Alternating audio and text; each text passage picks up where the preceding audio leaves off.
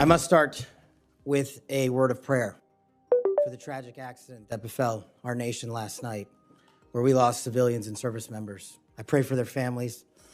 I pray for law enforcement and military personnel, and I pray for their souls, and hopefully God will find them peace in the near future. I'd like to welcome my father, Pramod, and my mother, Anjana, who are sitting here today. They traveled here to get here from India. My sister's also here, Nisha. She also traversed the oceans just to be with me here today. It means the world that you guys are here. Jesse Krishna. I wouldn't be here today without their guidance, their unwavering support, and their relentless love. When President Trump informed me of his intention to nominate me as the director of the FBI, I was deeply honored. Sitting here today, I carry not only the dreams of my parents, but also the hopes of millions of Americans who stand for justice, fairness, and the rule of law. My commitment to these principles is deeply rooted in my family's history, which has profoundly shaped my worldview. My father fled Idi Amin's genocidal dictatorship in Uganda, where 300,000 men, women, and children were killed based on their ethnicity, just because they happen to look like me. My mother is originally from Tanzania. She studied in India, as did my dad, and they were married there. They would later emigrate to New York, as the senator pointed out, where I was born, and we were raised in a household of my father's 7 siblings, their spouses, and at least half a dozen children. That's the only way we knew how to do things at the time, in the 70s and 80s, the Indian way. But we would soon learn the American way. These values have shaped and been the driving force of my career in 16 years of government service.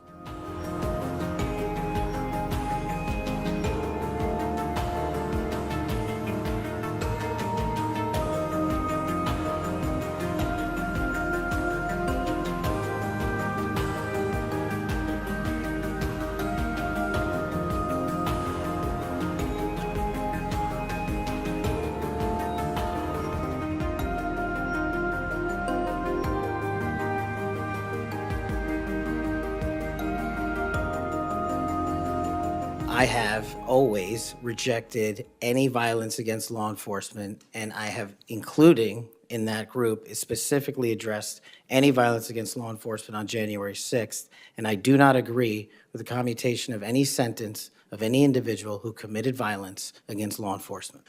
So do you think that America is safer because these 1,600 people have been given an opportunity to come out of serving their sentences and live in our communities again? Senator, I have not looked at all 1,600 individual cases. I have always advocated for imprisoning those that cause harm to our law enforcement and civilian communities. Congress on finding a better way forward. But right now, yes. Did you post on your personal social media account in May of 2024, January 6th, never an insurrection, cowards in uniforms exposed. They broke the chain of command? I believe you're referencing a post that was shown in part earlier. I don't have it in front of me. You posted it, and it was on your account, and we will again put that out there once more. Quotes from Attorney General Barr, National Security Advisor Bolton.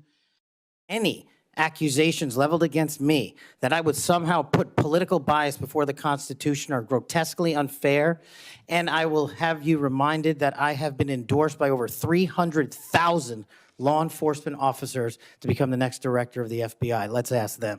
Mr. Chairman, Mr. Patel, was Mr. Cater protesting for election integrity? Yes or no? I don't know who that is. I'm not asking you who that is. I'm asking you whether, having heard the description of what he pled to, whether he was protesting for election integrity. Yes or no? I don't know who that is. That is not responsive to my question. You're not willing to say that, but you were willing to describe this choir as consisting of people who were protesting for election integrity, and yet you testify you don't know them. Executive branch, deep state. Mr. Patel, if confirmed, do you plan to investigate President Trump's former FBI? Donald Trump has never acknowledged that he lost in 2020. And he invited people to come to the Capitol on January 6th to stop the steal. And after that happened, police officers died. People were injured. Mr. Patel, you have been a champion of the January 6th prison choir. You understand what I'm asking you. Can you say the words, Joe Biden won the 2020 election? Joe Biden was the president of the United States. You understand this? There's a difference. I can say the words, Donald Trump won.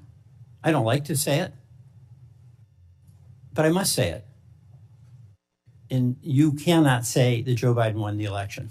What I can say is the same for both of them, Senator. Both of their elections were certified, and they are both, one was and one now is president. Okay. The reason I have some concerns about that, my colleagues on the Republican side, is that whoever is the FBI director, and I suspect it will be Mr. Patel, has a boss. And he has strong points of view. He said Vice President Harris was a criminal and should be prosecuted. Is that a prosecution you would initiate? There is no prosecution or that the FBI will ever initiate, because the FBI will only do investigations, and those will only be open where there's a factual and constitutional basis to do so. Your boss has said that General Milley, who served us with great distinction, I happen to have great admiration for, should be tried for treason. Do you agree with that? Senator, everybody's entitled to their opinion. The only thing that matters at the FBI is whether the law is followed. Okay, I know everybody's entitled to their opinion. I'm asking you your opinion. Should